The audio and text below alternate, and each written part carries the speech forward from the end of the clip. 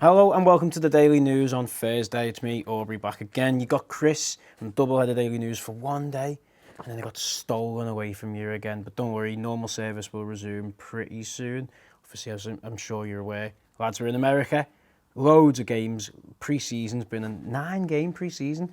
It's tough for the players. It's also tough for a fan channel that covers Liverpool. Not that we're complaining, but it does mean that certain things become a little bit more erratic, like going back to a solo Daily News.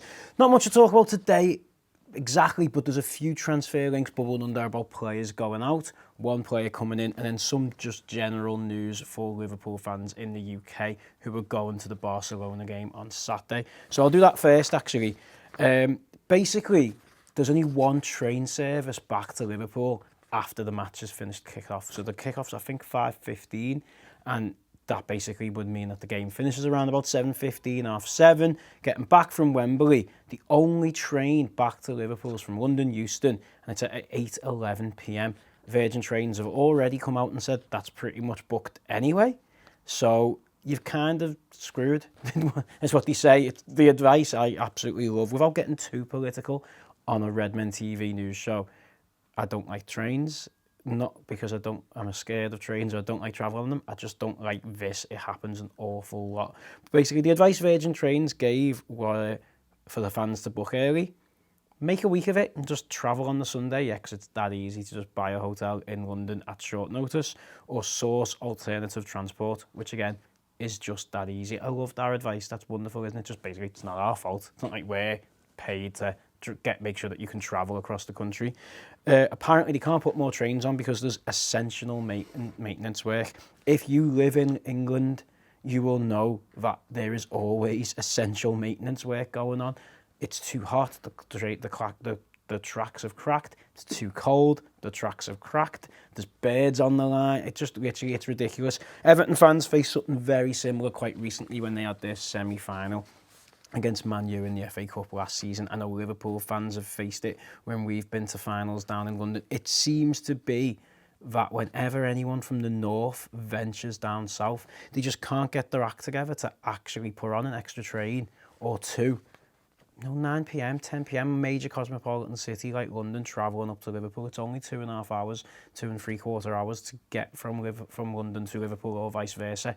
Why isn't the trains leaving after 8 o'clock? Why aren't they on at 10 o'clock, 11 o'clock on a Saturday night? But anyway, so if you're a Liverpool fan and you are from anywhere north, or if you are from Liverpool and you are going to the Barcelona game, apparently 80,000 fans are predicted to be going. Just be wary that the last train's at 8:10, and from Virgin aren't going to help you. Take a sleeping bag and maybe sleep in Euston. Anyway, right, let's go into some other news. So apparently Liverpool, earlier on in the summer, bid for a Brazilian international striker who plays for Grêmio. His name is Lucas Vieira, and basic TalkSport are reporting that Liverpool failed in the move for him. He's also been linked to Barcelona and to Leicester. It's sort of come out of nowhere. You know, Grêmio have apparently said he's not available at the moment. They want to keep hold of him, or they've said that they're not interested in the fee that we priced, or, according to other reports, they're only dealing with Barcelona. And Liverpool have dealt with Grêmio in the past. Almost 10 years ago, 9 seasons ago, Liverpool bought Lucas from Grêmio. What do we know about Lucas Vieira? He's 23. He's got 5 goals in his first 8 appearances in the Brazilian league this year, which is a pretty impressive stat. He's part of the Brazilian Olympic squad, so he's currently away with the Brazilian Olympic squad, who, if you wanted to watch him and see what he's like, you could watch tonight. It is on at 8 p.m. UK time. I'm going to go out on a limb and say the Olympics is covered by the BBC, so it'll probably be on BBC Three, maybe even BBC One. But because the football players need a bit of a rest before the actual Olympic opening ceremony, the football kicks off. Tonight, Brazil are playing South Africa. You want to check out Luan? And also, there's a few interesting players in that squad. You know, you've got Rafinha, Neymar, players to look out for. But a fellow we tried to buy, maybe might go back in for, is going to be playing for Brazil tonight in the Olympics. Look, it excites me because I like to hear us being linked with exciting players. We've got quite a few South Americans in the squad. Hopefully, he'd like to join up with his compatriots, Firmino and Coutinho. Who knows? it could just be absolute guff, paper talk. Another Brazilian in the Liverpool squad, the one that I didn't mention then, Lucas Vieira. Basically, apparently, Lucas Vieira is going to stay and not going to be allowed to move to Galatasaray, which was widely reported, until at least the end of the transfer window, because we need defensive cover. Obviously, anyone who saw the fact that we lined up with Kevin Stewart and Andre Wisdom as our two centre-backs against Roma the other day knows that we need centre-back cover. Lucas, I thought, performed admirably as a centre-back when he played, mostly in the FA Cup last season. So it makes sense to keep him around, apart from the fact that he's injured at the moment. So if he's injured, is he really going to be there as the defensive cover? Who knows? It may actually put a kibosh, very similar to how it was this time last year, on him actually leaving the club and he sticks around. I can't imagine he's on the highest wages. He's definitely not a destabilising influence in the club. He's still 29, still only 29, which he seems to have been around Liverpool for so long. He can cover that holding mid position. He can cover that centre-back position. Would it be the worst thing if he stuck around? I'm not so sure it would be. But if we can get $2.5 million for him, and that's the only time we're ever going to get money for him, he's got 1 year left on his contract, maybe that's money that we should bring in. I'm kind of ambivalent on it, but it makes sense at the moment whilst we've got so many centre-back injuries. And then the last one is, apparently, Christian Benteke is a target for Everton. So, makes sense. You know, they're about to sell one frontman, Belgian frontman, apparently, Lukaku's. He joined them and said he wanted away. In his press conference, he basically said, I'm using you to get a move to a bigger club. I don't know why it's a surprise that he's now pushing for a move to a bigger club. Chelsea are reported to be buying him back, which is almost as bad as the Pogba deal. They've offered, apparently, reported 65 million plus Loic Remy, which puts the deal around about 70 million quid, which is just insane. And Everton will then need to buy a striker. Christian Benteke is available. Look, he's the only player who didn't play a minute in Liverpool's American pre-season tour. He's not in Klopp's plans. We know he's not in Klopp's plans, but we're playing hardball, which is only right because he's probably on like a 4 or 5 year contract considering he signed last year. His value, has it decreased? Has it increased? It's probably not increased. We paid 32.5 million, was it? 33 million for him last summer.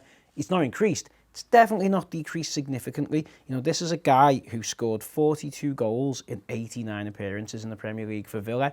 So he's a proven Premier League goal scorer. Got 9 Premiership goals in 29 games for us last season. A lot of them would have been coming off the bench as well, those 29 games. Half of that, well, a significant portion of that would have been under a manager who didn't pick him and didn't play to his style. And in a team that doesn't play the way he operates best, we all know that as Liverpool fans, we don't put the balls that he basically flourishes on into the box. He still scored 9 Premiership goals. He's not devalued that much. Liverpool are apparently wanting 30 million for him up front, which is a loss of 2.5 million. I think we can take that on chin as Liverpool fans and say, different manager, it's an experiment that didn't work. Crystal Palace have bid 25 million. We've said, no, that's not enough. Apparently, they actually negotiated with him and they agreed a contract with him, so it's just about them getting the fee right.